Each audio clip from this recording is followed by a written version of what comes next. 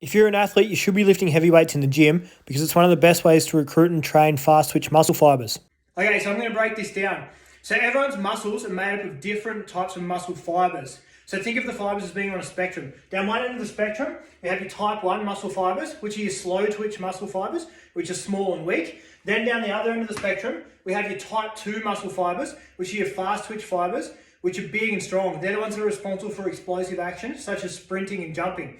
Now, when an athlete performs, or anyone performs an exercise in the gym, the body recruits the least amount of fibers required to complete that exercise, and it starts by recruiting your smaller, slow twitch fibers first, and then builds up to recruiting the bigger, fast twitch fibers as such if required. So a simple way to think about this, if an athlete puts a barbell on their back and does a squat with no weight on it, they're not going to recruit very many fibers because they just don't need them. As opposed to if they do a heavy squat, they're going to recruit and train these fast twitch muscle fibers. So that's why we want athletes lifting heavy in the gym. It's not just so they can get better at exercise like squats and deadlifts.